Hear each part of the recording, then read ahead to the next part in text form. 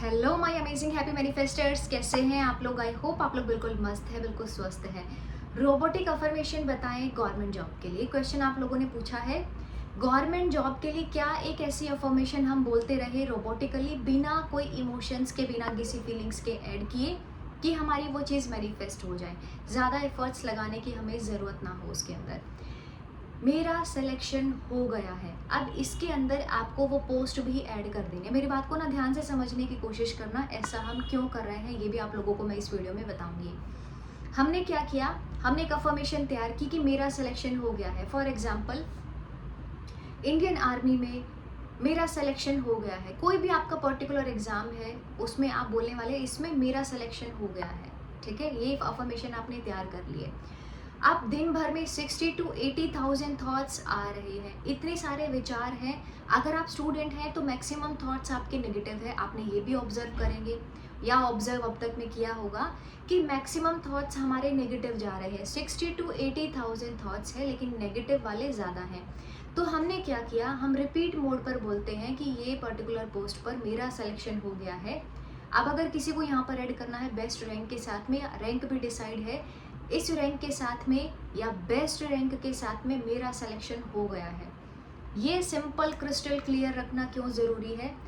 जितना simple crystal clear रहेगी उतना आपका माइंड वो क्लैरिटी देखेगा। लेकिन जितना बहुत बड़ी अफर्मेशन होगी, बहुत कुछ ऐसा होगा उसके अंदर में जो आपको खुद ही नहीं समझ में आएगा, उसको बोलना, बार बार बोलना, कॉन्टिन्यूसली बोलना बहुत डिफिकल्ट हो जाता है।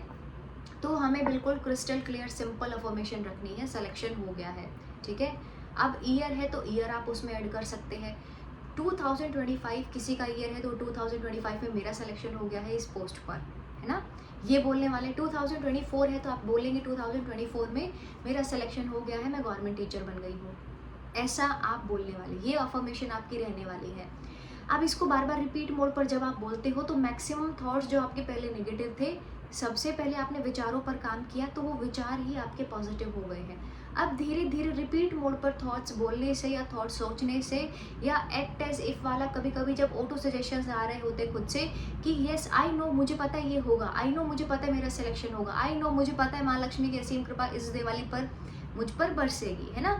जब आप ये चीज़ें करना शुरू कर देते तो जो ऑलरेडी कॉन्फिडेंस यहाँ पर होता है बूस्टअप होकर के आपका यहाँ पहुँच जाता है। तो रोबोटिकली अफर्म करते रहो, बिना किसी इमोशन के, बिना किसी फीलिंग के, बार बार again and again and again आप अफर्म करते रहो, मेरा सिलेक्शन हो गया है, सिलेक्शन हो गया, सिलेक्शन डन, मेरा सिलेक्शन हो गया है। इतनी बार रिपीट करो कि वो चीज़ें रिपीट होकर के सबकॉन्शियस माइंड में चली जाए।